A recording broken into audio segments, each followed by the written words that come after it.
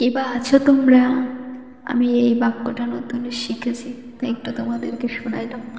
এটার ভালো বাংলা কী হবে একটু সবাই কমেন্ট করে জানাবে, ঠিক আছে? যদি কেউ জেনে থাকো। এখানে দেখতেই পাচ্ছ একটা দুর্ঘটনা হয়ে গেছে, মানে এই মোটামুটি একটা ছোটোখাটো অভিযান। দুটো পার্সেল অর্ডার করা হয়েছে আর আমি জানতাম না এটার মধ্যে কী আছে। আমাকে শুধু ফোন করে বলা হয়েছে দুটো পার্সেল আসবে, তুমি একটু রিসিভ করবে। তারপর বলা হয়েছে সব ঠিক আছে নাকি সেটা একটু দেখে দিতে। সেটাই আমি দেখছিলাম যে এত সব ঠিক আছে নাকি আর কী আছে এটার মধ্যে আমি ভালো জানতাম না। তারপর দেখলাম একটা ইঁদুরের বাসা বের হয়েছে, ভাবলাম ইঁদুর থাকতে পারে। তবে এটা আমাদের সোনালীতে ছোটোবেলায় যখন কোলায় যেতাম তখন ইঁদুরে বাসা বানাতো মাটির নিচে, সেখানে এরকম খড় নিয়ে তার মধ্যে ধান রাখতো, আর সেই ইঁদুরের বাসাটাকে ভাঙলে পরে এরকম খড়ের মধ্যে ধান পাওয়া যেত। কিন্তু এখানে ধান নয়, মাটির তৈরি জিনিস পাওয়া গেছে। সোনালী অতীতের থেকে একটু ইউনিক কিছু,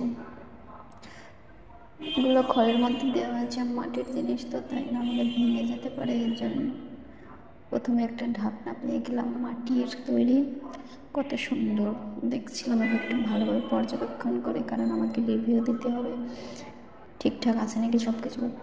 তারপর যেটা বেরোলো এটা আমি মোটামুটি একটু শক্ট ছিলাম যে আসলে এটা কী, আমি বুঝতে পারিনি প্রথমে, কারণ আমি এটাকে কখনো দেখিনি আর এটার মধ্যে কী করে সেটাও আমি জানি না ভালোভাবে।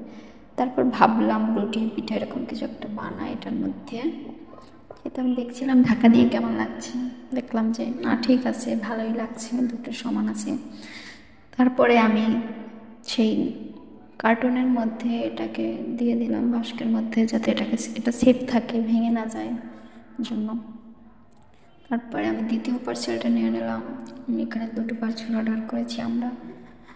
দ্বিতীয় পার্সেলটাকেও মোটামুটি অভিযান নিয়ে খোলা শুরু করলাম, এটাকেও কাটাকাটি করে খুলে ফেললাম। আর এই মাটির তৈরি জিনিস আমি ছোটোবেলায় মাকে বানাতে দেখছিলাম একবার। আমার মা এসব বানাতে পারে, তবে আমি পারি না এগুলো বানাতে। আমার মা অনেক কিছুই বানাতে পারে, বাঁশের তৈরি অনেক জিনিস, অনেক সুন্দর সুন্দর সাজি বানাতে পারে, আরও অনেক জিনিস আছে।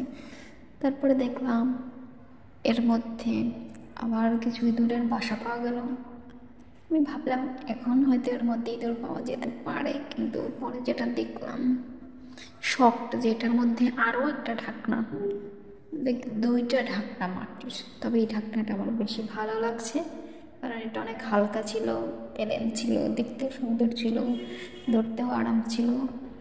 তারপরে নিচে আর একটা যেটা দেখলাম এটা হচ্ছে সাজ। তবে এটাকে আমি খুব ভালোভাবে চিনি, এটার সাথে আমি খুব ভালোভাবে পরিচিত।